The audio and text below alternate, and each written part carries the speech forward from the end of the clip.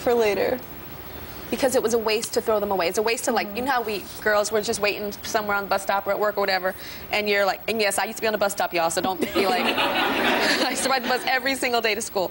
And you're picking your nails, and like, so you don't pick your nails because the scab is there for a later meal or a later. Yeah. What do they taste like? They taste kind of chewy and salty.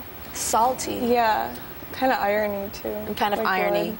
blood. Okay, and so do you pick your scalp because it's easier to hide? Because you can have this and your whole scalp could be full of scabs and people wouldn't know. Yeah, that's exactly why I pick my scalp, so no one sees it. And does your scalp bleed a lot? Do you have bloody scalp? I have a few that bleed, and the blood actually sticks to my hair, and it turns kind of powdery. So, and sometimes I'd pick that out too. Tell me about you saying that you put time aside in your day to pick the scabs. Like, I put time aside in my day to check my email, right? So you put time aside in your day to pick the scabs? Like, you set like appointments with yourself? No, not like that exactly. I mean, I'd be sitting and reading, and just my hands would just go to my head, and I'd sit there for maybe 20 minutes to do this, but I wouldn't like mark it on my calendar. Okay. Scab picking. Okay. All right. Does anybody know about this in your life? I've never told this to anybody. A few people have caught me, maybe saw me. No, it's really embarrassing. See, the picking of the scabs is normal. I think a lot of us, like, pick our scabs. You're not supposed to, right? But we do. Like, and then it doesn't heal as much, especially if you have darker skin. It'll, like, kind of hyperpigment, which means it'll turn that spot a little darker from picking the scab. But what I haven't heard of is eating the scab. Okay, you have a friend here. Her name is Erica. Hi, Erica. Stand on up. So you, the first time you saw her picking her scabs and eating it, what did you think? I thought maybe it was just a fluke, like a one-time thing, but then I saw her do it again and put something in her mouth, and I confronted her about it. She told me about it. And she told you about it. And what did you think as her friend? What did you worry about? Honestly, I was just immediately kind of concerned about it. It seemed kind of like self-destructive. So, yeah, I'm a little concerned about it, honestly. Do you think that there's maybe she's hurting inside and this is a form of, like... Yeah, it could. Yeah. I think that's a possibility. Does anybody have any questions for Daria about the scabs?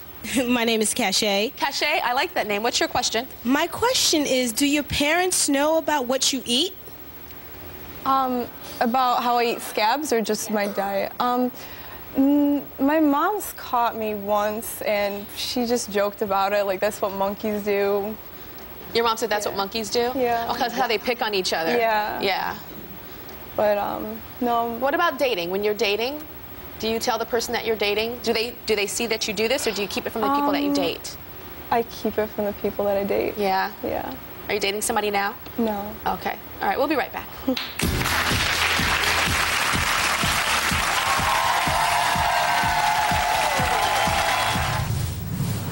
Up next, you eat toilet paper on the toilet. Why are you doing number 1 and number 2? I eat like a half a roll a day. I'm surprised that you're still here alive. And later, you pulled 10 pounds of something from a woman's stomach, and it was all over the news. This was a young girl who actually came to see us for just having abdominal pain. We did a test, and this is what we saw.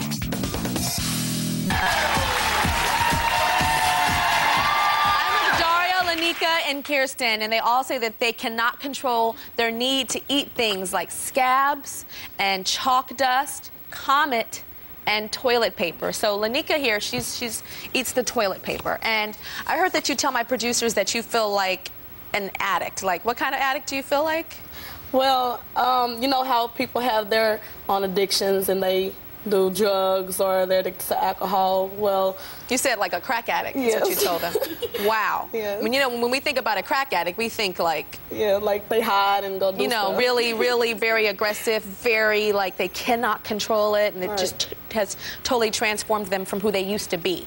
So that's how you feel about your addiction with toilet tissue. Yes. Okay, so when did you first like look at toilet tissue and say, I want to eat that? Well, it all started when I was younger. And how old? Like 12 or 13. Okay. And it was past me and my brother's bedtime, and my mother wouldn't let us go down for water. So me and my brothers, we went into the bathroom and we put the water on the toilet tissue and began to sucking it. And I guess I kind of became an addict to it then. Really? So it Yes. tasted good? Yes. Was it scented? No. I'm not trying to laugh, y'all. Y'all are laughing. But I'm just curious. I'm thinking, because, like, you know, they have the different scents. And these days, they're doing all different types of scents. So I'm thinking that maybe that's what it was. So it wasn't like a flavor. No. Okay, so now tell me about the craving. Like, you're sitting there and, like, on the toilet, actually, and you crave the taste. How does it feel like in your mouth and going down your throat? Because you're not sucking on it anymore. You're actually swallowing it. Yes. Like toilet paper, you know, as it goes down the drain, it dissolves in the water. So it kind of dissolves in my mouth. And when it does, like, I like when it's kind of blocking my airway and then I swallow it. I like that. And I like the feeling on my tongue. So it blocks your airway. Yes. And you like that. Yes. Why do you like to make it feel like you're not breathing? It's not so much as making it feel like I'm not breathing. It's just I don't know how to explain it, but it's just the feeling, period. It feels good. Right. Okay. So earlier you said that you eat toilet paper on the toilet. When you're sitting on the toilet, while you're using the bathroom, while you're doing number 1 and number 2, you eat the toilet paper. Yes. And then you sit there for 20 minutes after Right. and eat it? My legs get numb and everything. My legs get numb and I'm just sitting there going to the toilet sometimes. So I can only imagine you, like, sitting there even longer. Yeah. Who knows about this in your life? Well, I just recently told, like, everybody. Yeah? Yes. And what was their response? Well, they crack jokes and make fun of me, but they seriously want help from me. They want help. Okay. Yes. And how much do you eat a day? I eat like a half a roll a day, A half a roll a day. And how much do you eat a week? like 4 rolls. Oh my gosh. Tell me about the stomach pain you've been having. Well, when I was younger, when I was eating it a lot, my stomach was stopped up. Like, I couldn't go to the bathroom or anything like that. And I became very, very weak. So my mom took me to the hospital, and come to find out my intestines was stopped up. Like, it was Really? so severe. And they told me that I came in on time, or I would have been, like, really sick. You would have been sick. Sick. So see, that's so funny to me because you said that, well, Tyra, the toilet paper, it dissolves in the toilet and it dissolves in my mouth. But it's not dissolving in your intestines. It's Right. getting stopped up. Right. Your roommate is here. Your roommate, LaToya. Hi, LaToya. Hi. So how long has she gone without going to the bathroom, without doing number 2? It was like a month. Yeah. a month? Yeah. A month of not going to do number 2? It's hard. It's like I have to, like, do a laxative to make myself use it. Yeah. I've heard of people not going for like 5-6 days and having to be rushed to the hospital for that. But a month? I'm surprised that you're still here alive and did not go to the bathroom for a month.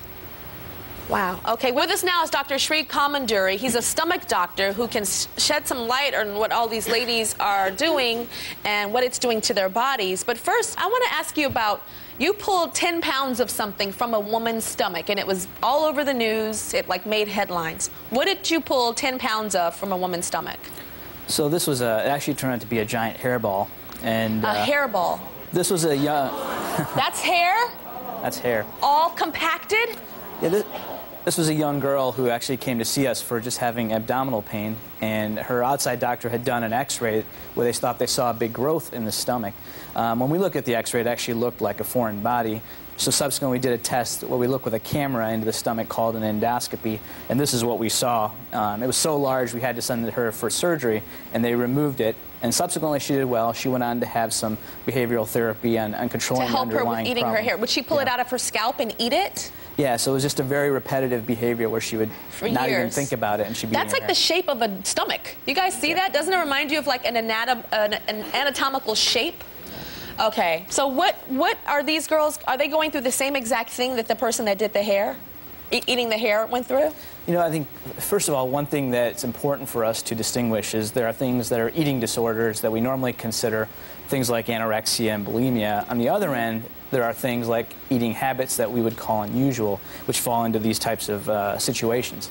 More importantly, it's really important for us as physicians, as family, as friends, to not look at it as strange, as bizarro, as weird, because in actuality,